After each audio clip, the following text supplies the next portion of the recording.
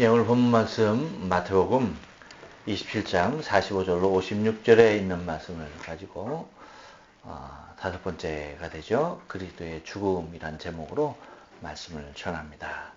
우리 다 같이 한번 인사합니다. 옆 사람 같이 하시고 앞뒤 사람 같이 하실 때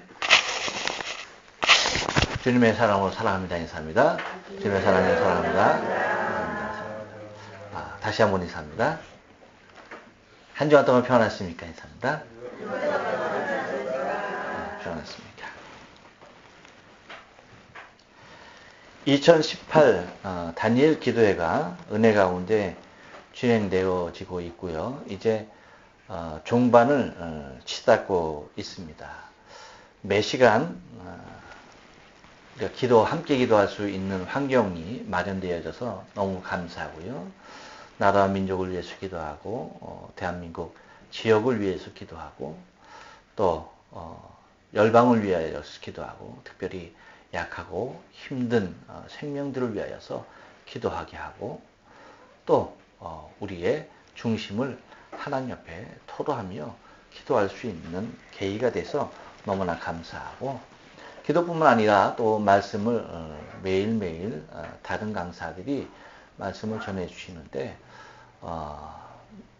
너무나 다양한 모습에서의 다양한 분야에서의 은혜를 우리에게 끼쳐주고 있는 것들을 체험하게 됩니다. 그런 가운데 지난 12일 월요일이었습니다. 12번째 시간이었죠.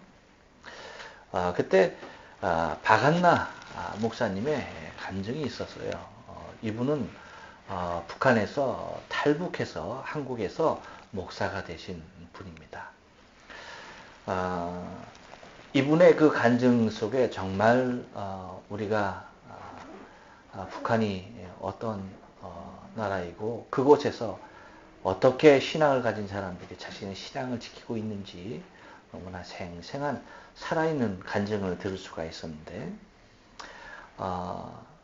자신의 딸이 25 난 때에 정말 꽃다운 나이죠. 그 나이에 굶어 죽는 모습을 자신의 눈으로 직접 봐야 했던 비극이 그의 인생 가운데 있었고 탈북을 해서 신앙을 갖게 되어지고 그 가운데 붙잡혀서 북에 북송이 되어져서 모진 고문과 함께 북한의 감옥에서 살게 되어지고 그 감옥에서 여러 가지 그 고통과 고난 가운데 어느 지경까지 가냐면 실명을 하게 되어져 앞을 볼 수가 없고 자기가 스스로가 기동할 수 없는 그 지경까지 죽음의 문턱까지 이르는 그러한 모진 핍박과 환난을 당해야만 했었던 그 모습의 삶을 간증하는데 그가 다시 이제 회복이 되어져 감옥으로 이제 이송되어져서 마지막 형기 나머지 형기를 채우는 가운데 하나님께서 그에게 음성을 주시는데 정말 자신의 신앙 가운데 자신은 구원받아서 기쁜데 그 그리스도의 사랑을 나타낼 방법이 무엇이 있을까 할 때에 하나님께서 그러신다는 거예요. 너에게 있는 것을 나눠주라는 거예요. 근데 아시다시피 아무것도 없거든요. 아무것도 없거든요.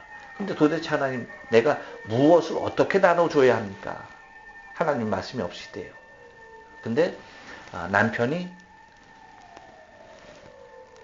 자신의 신앙을 지키면서 감옥에서 정말 순교의 길을 걸으면서 마지막까지 그렇게 가면서 자신의 것을 나누어 주었던 그 얘기가 생각이 나더라는 거예요. 그래서 그 당시 그 감옥에서 하루 연명할 수 있는 끼니가 얼만큼이었냐면 종이컵 요만한 거 하나 거기에 강냉이 그거 하나가 전부였다는 거예요. 하루에 먹을 수 있는 양이. 근데 그것을 갖다가 3분의 2는 다른 사람들에게 나눠주고 그러니까 사람들이 주위에 있는 사람들이 하는 말이 뭐라고요? 미쳤다라고 얘기하는 거죠. 아니 자기가 먹을 것도 없는데 저렇게 자기는 3분의 1만 먹고 자신이 3분의 1을 나눠주는 그래서 3분의 1로 연명하면서 그곳에서 주시는 주님이 주신 힘과 능력으로 그렇게 살아갔던 그 모습들을 간증하는 것들을 바라볼 수가 있었습니다.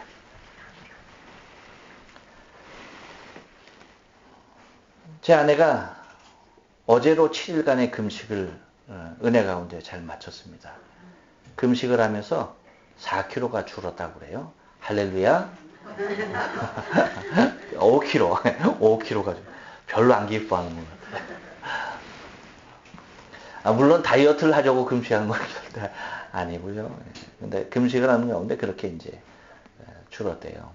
5kg가 줄었는데, 금식에 힘들어서 누워있는 모습을 보면서 제가 그 박 목사님의 간증이 생각나는 거예요.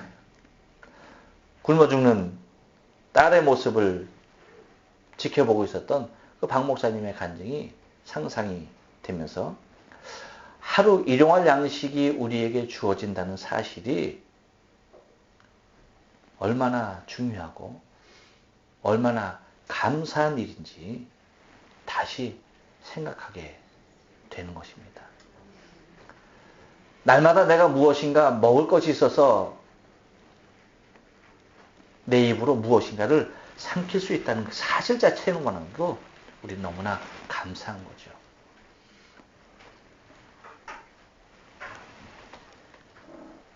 물론 그것도 감사한 일이지만 우리가 추수감사절을 지나면서 이렇게 풍성하게 우리의 삶을 채우시는 하나님의 축복이 얼마나 감사한 일인지 또한 생각할 때에 그 일이 너무나 감사할 수밖에 없는 것입니다.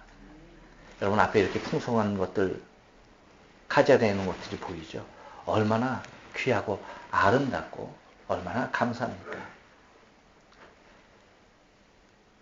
수확의 계절에 이러한 것들을 수확할 수 있다는 것이 얼마나 감사합니까? 또한 우리가 365일 날마다 하루하루 하나님 앞에 감사한 삶을 살자라고, 그러한 감사의 삶을 실천하자라고 하는 의미에서 하루 100인씩 날마다 넣으면서 하나님 오늘도 동행하여 주시고 내 삶을 지키시고 축복하신 하나님 감사합니다 하면서 우리의 삶의 고백으로 드려진 365일 감사, 여러분 얼마나 귀하고 감사한 일입니까? 생각하면 너무나 감사한 일이 아닐 수가 없습니다. 이렇게 감사하면서 지나는데 사실 저에게는 적지 않은 고민이 있었습니다. 그것이 뭐냐면, 여러분 그 강해 설교를 하다 보면은 계속 이제 그 본문이 이어져서 이제 쭉 가게 되어지죠. 그런데 이렇게 한 번씩 절기가 올 때 곤란해지는 거예요. 이 본문을 계속 가자니 절기에 맞지 않은 것 같고, 또 강해 설교를 좀 줄여두고 또 그때 또 다른 본문을 통해서 하자니 그것도, 그래서 어떻게 하면 좋을까 하는 그러한 고민과 걱정이 사실 있었어요. 사실 여러분 추수감사주일날 제목이 주의 죽으심, 이거 참 생뚱맞아요. 그렇죠? 이거 얼마나 어색한 일인지 모릅니다. 많은 이질감을 주는 그러한 제목이 아닐 수가 없기 때문입니다. 그래서 그러면 성경 다른 곳을 찾아서 말씀을 전해야 하는 것인가 하는 그러한 생각을 하게 됩니다. 그런데 그 순간 저의 생각 속에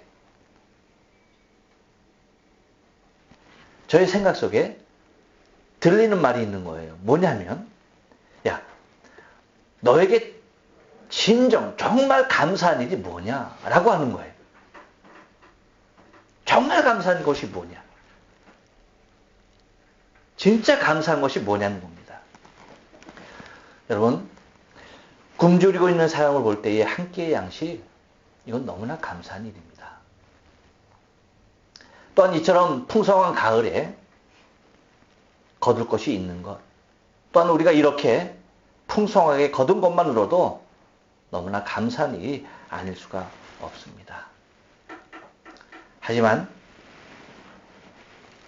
내게 지금 당장 한 끼의 식사가 해결됐다 하더라도, 세상에서 모든 것을 갖고 누리는 풍성한 삶이 내게 있다 하더라도, 나에게 만약에 죄사함의 구속의 은혜가 없다라고 한다면 나에게 있는 모든 것들에 무슨 의미가 주어질까라고 하는 것입니다.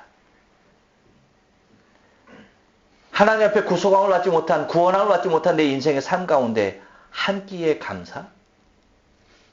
하나님 앞에 구속이 없는, 구원함이 없는 내 인생의 삶 가운데 풍성함의 감사?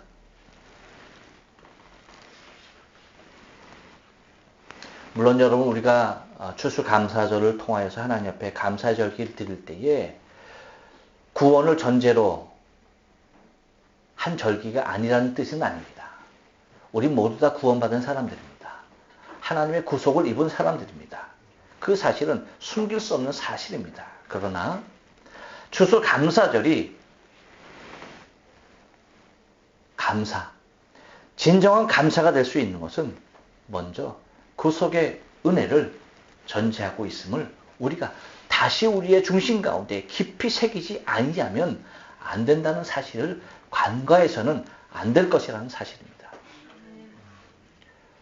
우리가 이렇게 하나님 앞에 감사로 예배할 수 있는 것, 그것은 먼저 나를 위하여서 그리스도 예수께서 십자가의 구속의 대속의 죽으심이 있으셨다는 사실입니다. 그것이 있기에 하나님 앞에 이러한 추수의 엄청난 감사들이 의미가 살아있는 것이지요. 만약에 그리스도의 그 죽으심이 없었다고 한다면 우리가 더 풍성한 것으로 하나님께 드린다 할지라도 그것이 과연 무엇이 되겠느냐라고 하는 것입니다. 여러분, 세상에 얼마나 많은 축제가 있습니까? 하지만 그곳에 구속의 은혜가 없다면 그 축제의 의미가 어디 있겠습니까? 구속의 은혜가 없는 곳에서의 축제, 이것은 얼마나 여러분 공허한 것일까요? 많은 연예인들이 고백합니다. 수없이 많은 사람들의 갈채를 받으면서 공연이 끝난 후에 그 찾아오는 밀려오는 그 공허함은 이루 말할 수 없다는 거예요. 왜일까요? 그리스도께서 내 삶의 주인이 되니 아니하면요, 그 어떠한 환호에도요, 그 어떠한 갈채와 박수 속에서도요, 만족감, 감사가 있을 수 없는 것입니다. 하지만 누구도 박수 쳐주지 않는다 할지라도 내 심령 가운데 구속함의 은혜가 있다고 한다면 여러분, 그것만으로도 너무나 감사한 일이 아닐 수가 없다는 것입니다. 그래서 제가 하나님 앞에 너무나 감사했어요. 정말 감사했어요. 이 추수절을 통하여서, 추수감사절을 통하여서 본문을 통하여 말씀을 전할 수 있게 되어서 너무나 감사했고요. 정말로 감사했어요. 그리고 두 번째는 여러분에게 감사했어요. 이렇게 설교를 한다 할지라도 목사님, 오늘이 무슨 날인지 정말 모르십니까? 추수감사절입니다. 추수감사절은 감사절에 맞는 절기 설교를 해주셔야지 무슨 이게 뭡니까? 라고 말하는 장로님들이나 권사님들이 안 계시다는 사실. 너무나 집사님들 중에서 혹시 있을 수 있어요. 근데 그런 분이 없다는 것이 여러분에게 너무나 감사한 거예요. 그리고 세 번째, 저에게도 감사했습니다. 성도들에게 주어질 말씀을 가지고 고민할 수 있는 목사였다는 사실이 너무나 감사했어요. 자기 고백 아니라고 그냥 입 다물고 있는데 그러시면 안 돼요. 여러분, 목사가 최소한 여러분에게 먹일 영의 양식을 가지고 고민할 수 있는 목사라는 것이 여러분 감사한 거예요. 갈등합을 번민할 수 있다는 그 사실 자체가 너무나 감사한 겁니다.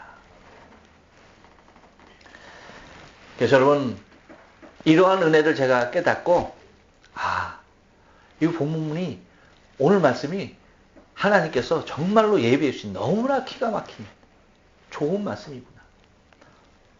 여러분, 우리가 본 마태복음 27장 45절로 56절, 오늘 5번째 말씀을 전하는 겁니다. 다음 주까지 전하게 됩니다. 그런데 그 모든 것들을 이렇게 따져서 보니까 오늘 전해야 할 말씀이 주의 죽으심이에요. 근데 너무나도 감사하게 딱 맞아 떨어지는 겁니다. 여러분, 우리가 말씀을 생각해 봤지만 첫 번째 45절로 말씀을 가지고 아버지의 마음 우리가 생각해 봤어요. 그렇죠? 그 다음에 46절에 있는 말씀을 가지고 우리 주님의 절규에 대하여서 생각을 해봤고, 47절로 49절에 있는 말씀을 가지고 사단이 이 구속사를 완성하는 이 십자가의 사건에 있어서 틈을 타고 방해하려고 하는 사단의 음모, 사단의 의도에 대해서 생각을 해봤고요. 그 다음에 55절, 56절에 있는 말씀을 가지고 여인들의 신앙에 대해서 우리가 생각을 해봤습니다. 그리고 이제 오늘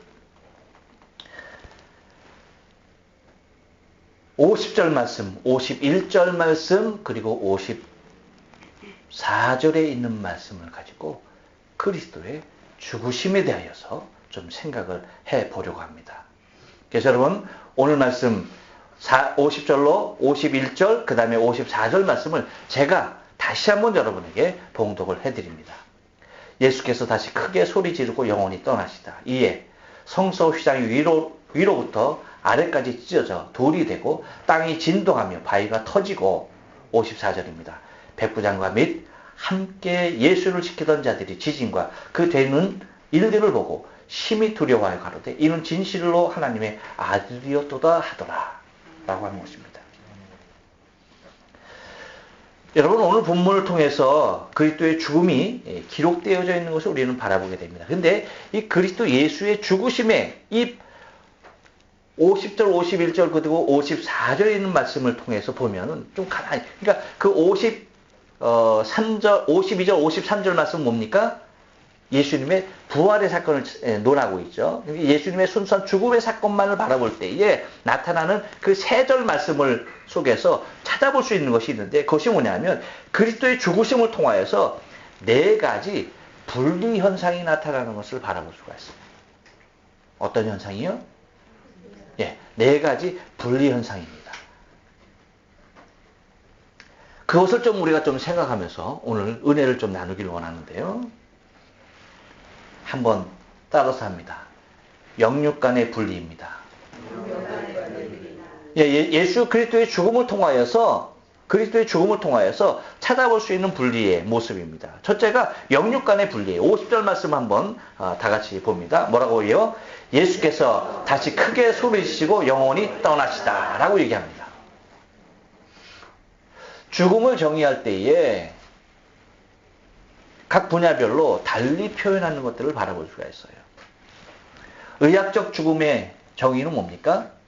심폐기능의 정지를 얘기합니다. 철학적 죽음의 정의는 뭘까요? 사고의 부재에 있습니다. 여러분, 종교적인 우리 기독교에서 말하는 죽음의 의미는 뭡니까? 그렇죠. 영육이 분리되어지는 것입니다. 우리 육 안에 있던 영혼이 떠나는 거예요. 우리의 육체를 떠나는 거예요.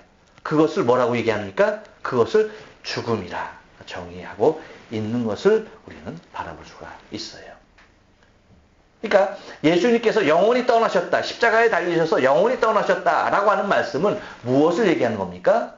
예수님께서 십자가에서 뭐 했다는 겁니까? 죽으셨다는 것입니다.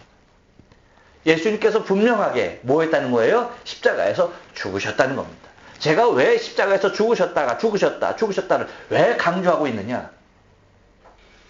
여러분, 예수님은 죽었습니다. 그런데 이렇게 죽으신 예수님의 죽으심이 역사적인 사실을 기반으로 하고 있음에도 불구하고 예수님의 죽음을 죽지 않은 모습으로, 다시 말하면 예수의 부활을 교묘하게 부정하기 위하여서 예수 그리스도의 죽음을 인정하지 아니하는 사단의 계략들이 얼마나 많았는지 모른다는 겁니다. 예수님께서 분명히 십자가에서 달리셔서 영원히 떠나시는 죽음의 과정을 죽으셨음에도 불구하고 예수의 부활의 사건을 해석하기 위해서 예수께서 죽었다 안 죽었다? 십자가에서 죽었다 안 죽었다? 죽지 않았다는 거예요. 그럼 뭐 했다는 겁니까? 기절했다는 겁니다. 예수께서 십자가에서 죽었던 것이 아니라 잠시 기절했다는 것입니다. 그러니까 예수가 다시 살아난 것이 아니라 기절해서 깨어났다는 겁니다. 여러분, 얼마나 사단이 우리에게 영원한 생명을 주시는 하나님의 그 구속사를 이루시는 것에 대하여서 얼마나 교묘한 모습으로 거절하려고 하고 방해하려고 하고 믿지 못하게 하려고 하는지 모른다는 것이죠. 여러분, 주님은 십자가 위에서 영원히 떠나셨습니다. 다시 말합니다. 예수님은 십자가 위에서 저와 여러분의 죄와 허물을 사시기 위하여서 당신의 생명이 죽으신 바 되셨다는 것입니다. 곧 죄 없으신 그리스도 예수께서 십자가에서 죽으시지 아니하셨다고 한다면 우리의 죄와 허물은 우리에게 그대로 있는 것입니다. 그대로 존재하는 것입니다. 그것뿐만 아니라 우리에게는 내세의 어떤 소망도 있지 아니하는 영원한 절망 가운데 살아갈 수밖에 없는 것입니다. 곧 하나님의 두려운 심판만이 죄값으로 기다려지는 이러한 엄청난 형벌 가운데 우리는 두려움 가운데 살아야 하는 것입니다. 그렇지만 그리스도 예수께서 십자가에서 저와 여러분의 허물과 죄를 위하여서 완벽하게 죽으심을 통하여서 저와 여러분의 모든 죄들을 다 도말하셨을 뿐 아니라 우리에게 지옥이 아닌 저 영원한 천국의 삶을 보장해 주셨던 것입니다.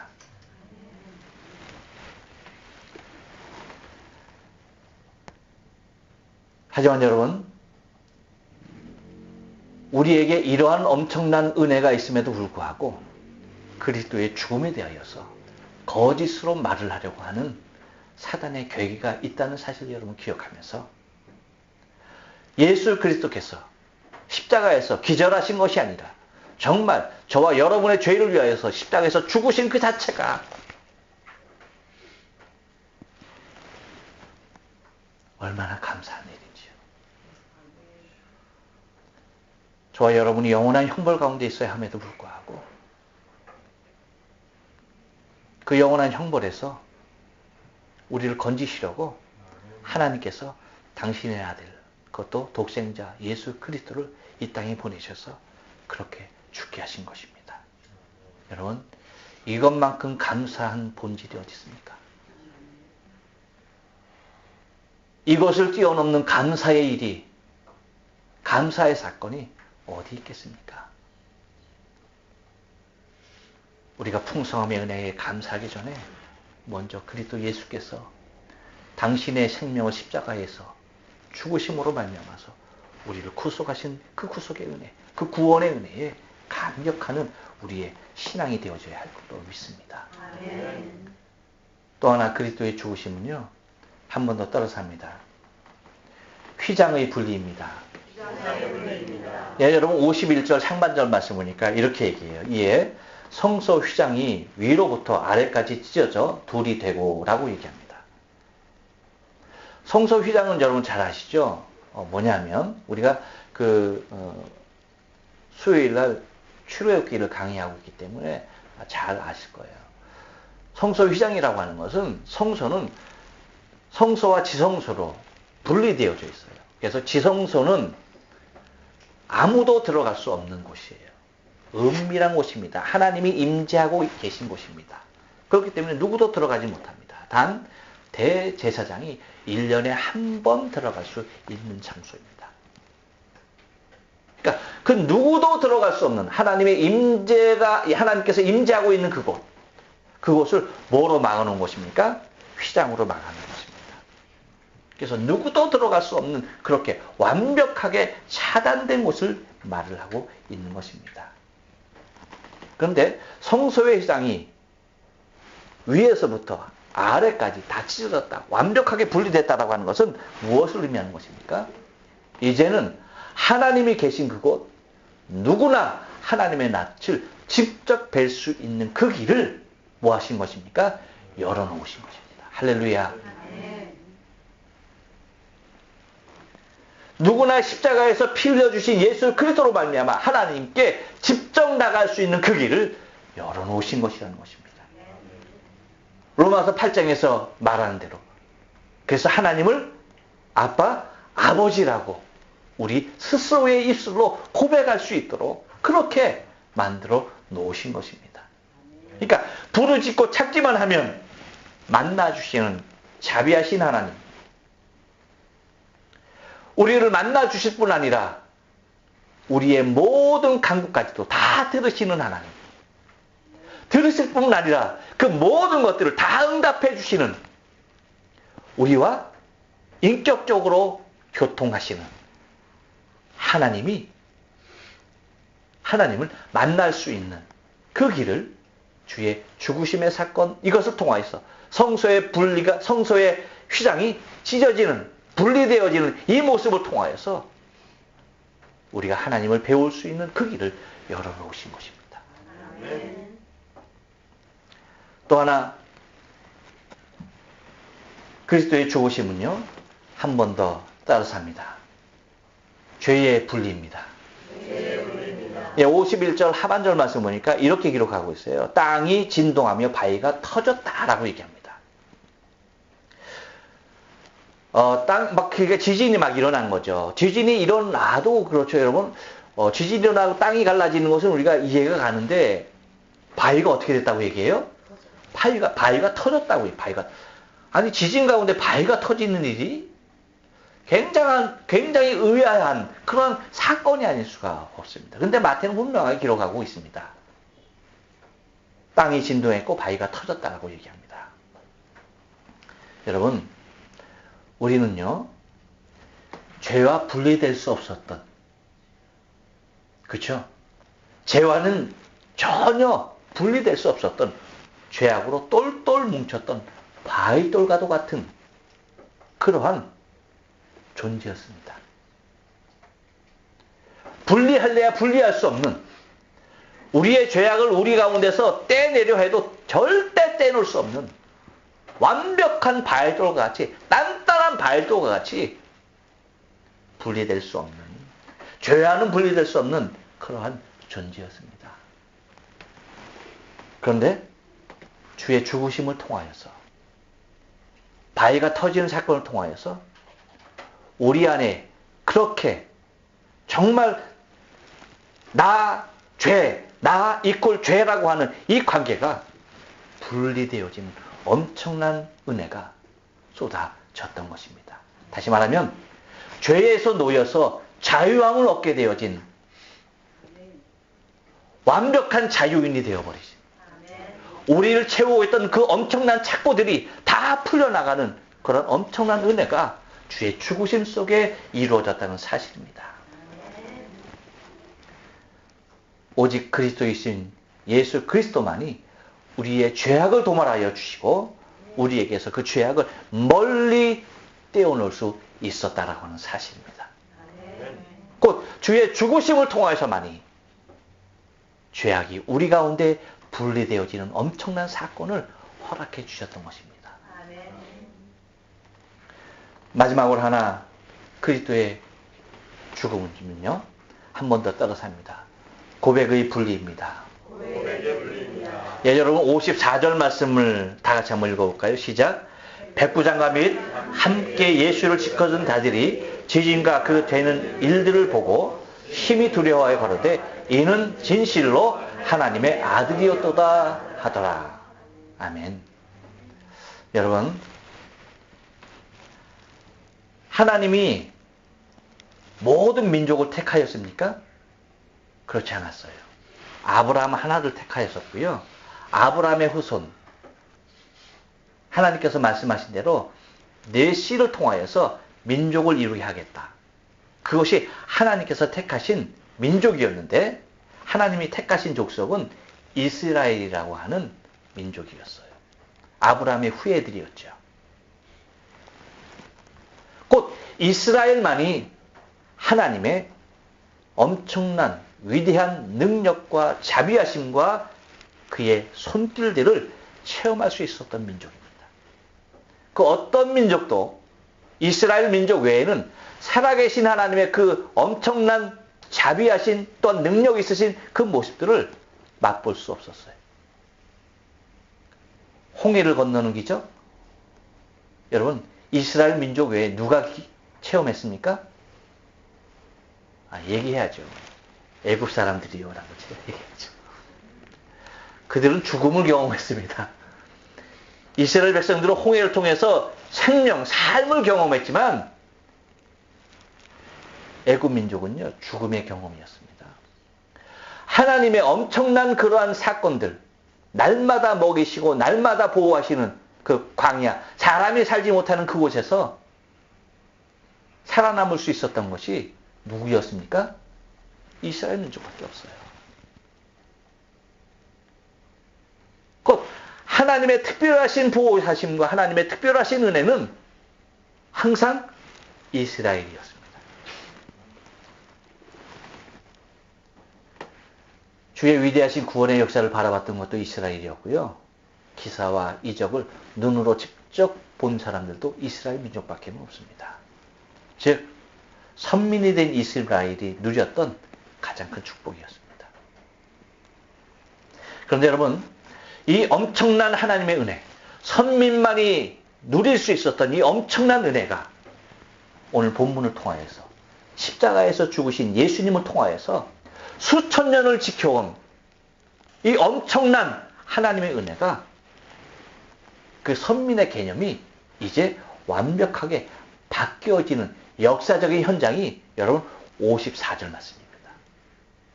할렐루야. 아멘. 그 중에 여러분 가장 뚜렷한 한 가지가 무엇이냐? 여러분 한번 생각해 보세요. 이스라엘 백성들은 하나님 자신이 자칭 하나님이 자신들을 택한 선민이었다라고 그렇게 고백하는 사람들이었습니다. 근데 그들에 의하여서 하나님의 아들 그리스도 예수가 십자가에서 죽는 사건이 일어납니다. 그런가 동시에 메시아를 기다림을 통하여서 구원을 기다렸던 이스라엘 민족을 통하여서 예수가 보내신 하나님의 아들이었다라고 고백하는 사람은 단 한 명도 나타나지 않습니다. 그런데 여러분, 철저하게 이방인이었던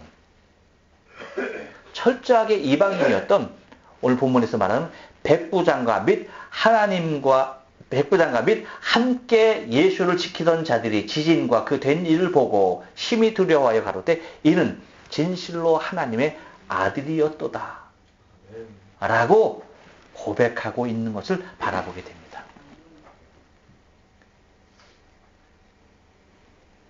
그렇게 메시아를 기다려왔던 이스라엘 민족들, 그렇게 하나님의 은혜를 독차지했던 이스라엘 민족들은 하나님이 보내신 그들이 그렇게 기다렸던 메시아를 십자가에 죽입니다. 그런데요, 그분이 진정 하나님의 아들이었다라고 고백하는 것은 유대인이 아니었어요. 철저하게 이방인이었다는 것입니다. 이것이 여러분, 복음이 이제 어디로 흘러가는 것인지를 우리에게 보여주는 복음의 흐름의 첫걸음이 되고 있다는 사실이에요. 할렐루야. 아멘. 너무나 감사한 것입니다. 너무나 고마운 일이에요. 만약에 이 사건이 이렇게 주어지지 않았다고 한다면, 이것이 보여지지 않았다고 한다면요, 이방인 되었던 저와 여러분에게 어떤 소망이 있을까요? 메시아를 그렇게 죽였어도 그 하나님의 은혜는 유대인들에게 머물러 있었겠죠. 그런데 그런 것이 아니에요. 하나님의 아들이었다고 고백하는 사람이 유대인이 아니라 이방인이었어요. 여러분, 이방인에게는 구약시대에 부스러기만한 은혜도 없었습니다. 모든 은혜는 이스라엘 백성들이 다 독차지했지요. 이방인에게는 그 상에, 주인의 상에서 떨어지는 부스러기조차도, 개들이 먹는 그러한 부스러기조차도 없었던 것이 사실이에요. 그런데 이제 대놓고 그 하나님의 엄청난 은혜가 어디로 흘러가고 있는 것입니까? 이방인에게로 흘러가고 있는 거예요. 주 예수 그리스도의 그 위대한 복음이 이방인에게 흘러가고 있는 것입니다. 그러므로 예수 그리스도의 그 죽으심의 위대한 그 복음은 이렇게 그 복음의 위대함이 우리에게 선보여지고 있다는 사실이에요. 여러분 한번 생각해 보세요. 왜일까요? 왜 그렇게 봐도 당연한 일일까요? 제가 너무 오버하는 것일까요? 아닙니다. 충분히 그렇게 볼 수 있는 거예요. 왜냐하면 여러분, 백부장과 함께 예수를 지키던 자들이라고 얘기하고 있는데, 그 사람들이 이는 진정 하나님의 아들이었다라고 고백했는데, 그 사람들은요, 예수가 죽을 죄인으로 단정됐을 때부터 예수를 지켜봤던 사람들입니다. 무슨 얘기인지 아세요? 예수를 처음 만났던 것은 예수는 이미 십자가에 못 박혀 죽을 죄인이라고 단정됐을 때 그들이 예수를 그 누군가가 도적질해 가지 않게끔 십자가에서 죽는 그 순간까지 완벽하게 죽게끔 지키는 것이 이 백부장과 그 군사들의 임무였다는 거예요. 그러니까 그들이 예수를 만나게 된 것은 예수가 죄인이었다라고, 십자가에 죽을 수밖에 없는 죄인이다라고 하는 그 판결이 난 이후에 예수를 만난 거죠. 그러니까 예수가 평범한 사람의 예수가 아니라 메시아로서 오신 예수가 아니라 죄인의 예수부터 만난 것이 이들이었다는 것입니다. 반면에요, 유대인들은 어떻습니까? 그러니까 다시 말하면 이 백부장과 그 군사들은 단 한 번도 예수의 기적을 본 적도 없고요. 단 한 번도 예수 그리스도의 설교를 들은 적도 없고요. 예수 그리스도의 그 사랑의 현장 가운데 있지도 않았어요. 완벽하게 죄인의 모습으로 그렇게 단정되어진 그 상태에서 예수를 바라본 것입니다. 그때부터 예수를 본 것입니다. 근데 정작 유대인들은 어떻습니까? 이 땅에 오셔서 행하였던 예수님의 그 엄청난 기적들, 그리고 그 엄청난 설교들, 그 엄청난 교훈과 가르침, 그 모든 것들을 직접 보고, 직접 듣고, 직접 체험했던 사람들. 그런데 십자가에서 죽는 그 사건이 일어날 때에 그렇게 그 모든 것을 보아왔던 이스라엘 백성 중에 예수는 하나님의 아들이었다라고 얘기하는 것이 아니에요. 오히려 다 조롱했습니다. 다 혀를 찼습니다. 고개를 돌렸습니다. 그런데 누가 고백하는 겁니까? 누가 하나님의 아들이었다고 고백하는 겁니까? 그러한 경험이 하나도 없었던, 자신의 임무에 의해서 죄인으로서 봤던 예수를 바라봤던 사람들이 그들의 입에서 고백하는 것이 뭡니까? 이는 진정 하나님의 아들이었다.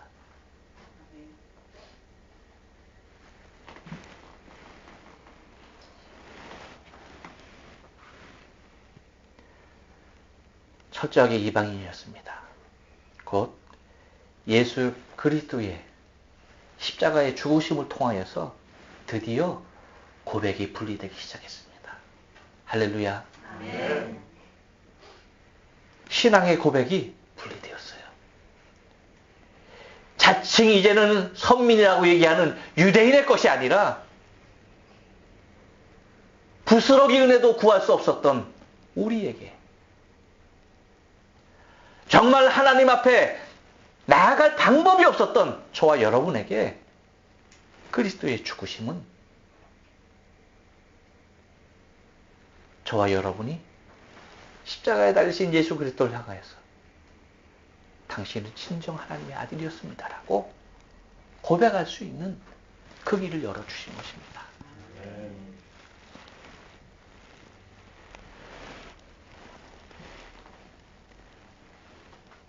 무엇으로 감사해야 할까요? 아니 여러분, 무엇으로 감사할 수 있을까요?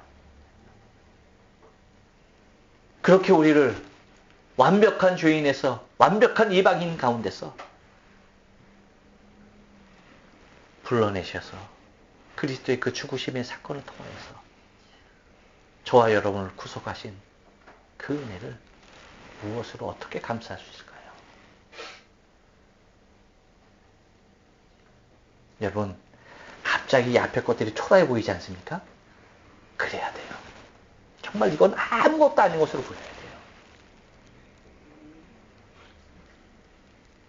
우리가 누리는 풍성, 우리가 먹는 밥 한 끼, 물론 여러분 다 고맙고 감사한 것입니다.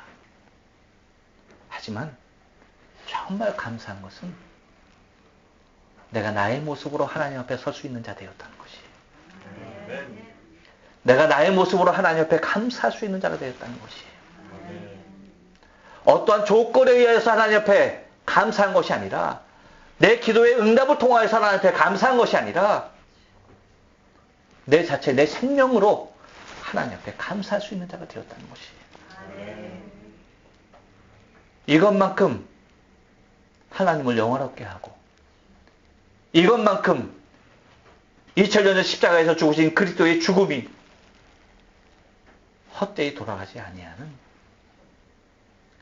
예수 그리스도의 죽음에 참된 가치가 내 안에서 발견됐다는 사실이 가장 행복하고 감사한 일입니다. 여러분 가난하다고 울고 있습니까? 여러분 병들었다고 실망하고 있습니까? 기도가 응답되지 않았다라고 불평하고 있습니까? 나는 왜 이러한 환경에 있어야 되느냐고 여러분 낙담하고 있습니까? 예수 그리스도께서 십자가에서 죽으신 그 사건을 생각해 보십시오. 그리스도의 죽으심으로 말미암아서 예수 그리스도의 영육간의 죽음으로 분리됨으로 완벽하게 죽음을 확인한 것을 통하여서 휘장이 분리되어지고, 죄악이 우리 안에서 분리되어지고, 신앙의 고백이 우리의 것이 되어지는 이 엄청난 은혜가 저와 여러분에 있는 것에 대하여서 이 자체만으로도 감격하며 감사하며 주 앞에 우리의 자신을 드려야 할 줄로 믿습니다. 기도하십니다.